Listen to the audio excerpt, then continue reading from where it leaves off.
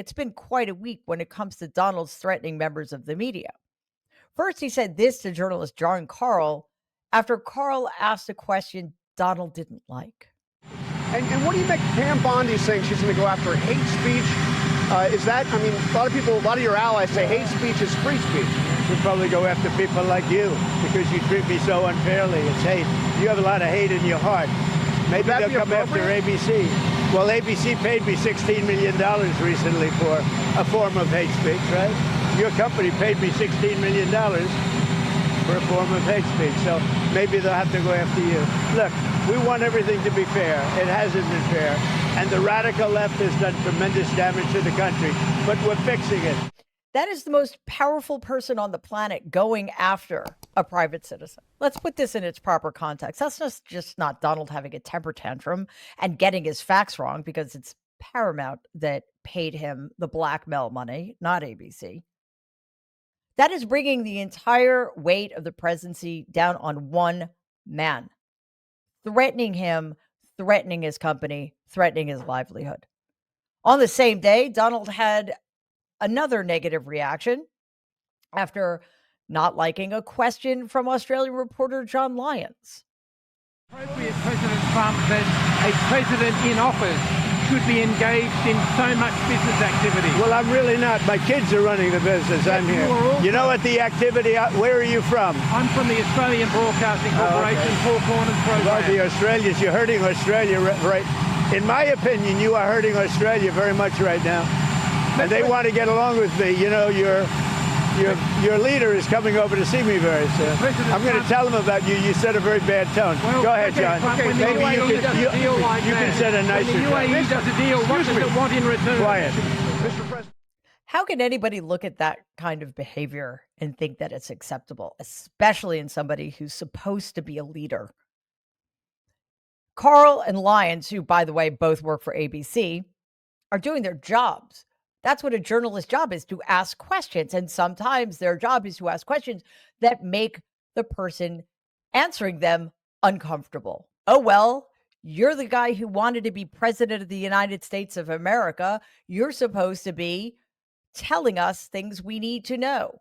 You're supposed to be running things. You are supposed to have the answers. Instead, Donald just threatens and whines and, again, brings his considerable power down on one person to get them to stop doing what they're doing. And he's doing it not just with individuals, he's doing it, and in many cases successfully, with major corporations and entire countries. Keep in mind that all of this canceling is coming from an administration who for years has said they hate cancel culture. They have reviled the so-called snowflakes on the left for engaging in the kinds of cancel culture they now apparently embrace. They brag repeatedly about how they were planning to bring free speech back to America. Let's look at something Donald said during his inauguration in January of this year. After years and years of illegal and unconstitutional federal efforts to restrict free expression, I will also sign an executive order to immediately stop all government censorship and bring back free speech to America.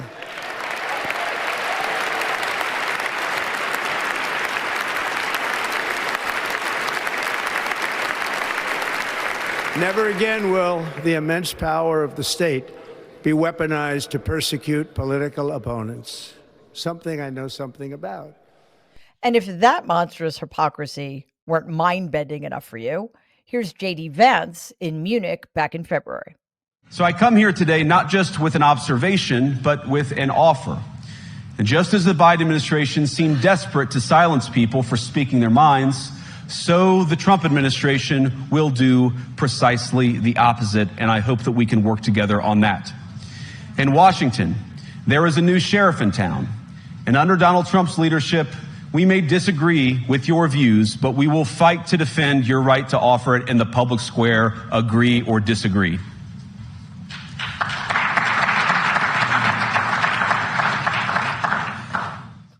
I hear their words in the context of what's happening right now. And I think, does reality not matter anymore?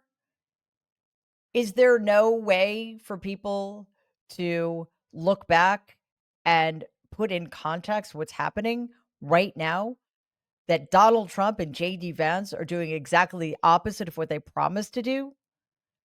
That as far as they're concerned, it is free speech for me, but not for thee.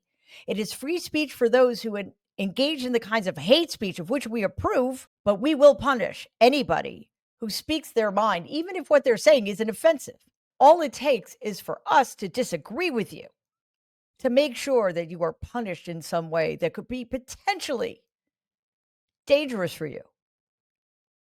That's where we are now. The entire federal government is in the service of protecting Donald's pathetically fragile ego and bolstering the lies he tells against his perceived political enemies to the end of destroying them. That's what's going on. It's really important to keep in mind that this is not really about Jimmy Kimmel and the completely mild, benign comments he made. Those affiliates, Nexstar and Sinclair, made their decisions after public pressure from the FCC chair, Brendan Carr, Donald's pick to lead that currently benighted organization. Earlier this week, in an appearance on a podcast, a right-leaning podcast, Carr had this to say about Kimmel. I mean, look, we can do this the easy way or the hard way. These companies can find ways to change conduct, to take action, frankly, on Kimmel, or, there's going to be additional work for the FCC. Again, there's actions that we can take on licensed broadcasters. And frankly, I think that it's really sort of past time that a lot of these licensed broadcasters themselves push back on Comcast and Disney and say, listen, we are going to preempt. We are not going to run Kimmel anymore until you straighten this out, because we licensed broadcaster, are running the possibility of fines or license revocation from the FCC if we continue to run content that ends up being a pattern of news distortion. Oh, really? Fox and Newsmax must be shaking in their boots. But of course, Carr is not the slightest bit interested in whether or not news reporting is accurate. He wants to use the FCC to go after Donald's political enemies. The Federal Communications Commission is a government agency, though.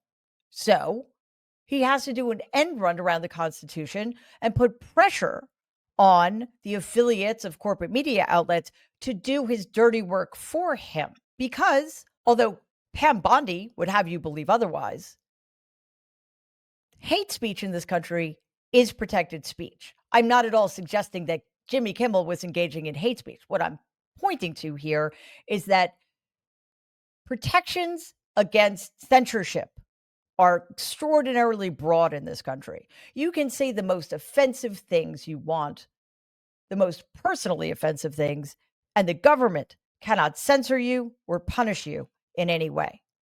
However, the FCC can strongly suggest that media outlets do the punishing and censoring for them. That's what's happening here. But of course, there's another piece to the story, which has to do with money. Donald brought a $100 billion lawsuit against Paramount, CBS's parent company, because of an edited interview that 60 Minutes ran with Kamala Harris. Paramount settled that lawsuit, even though it had no merit whatsoever, for $16 million. That would be capitulation number one. And then they canceled Stephen Colbert's show.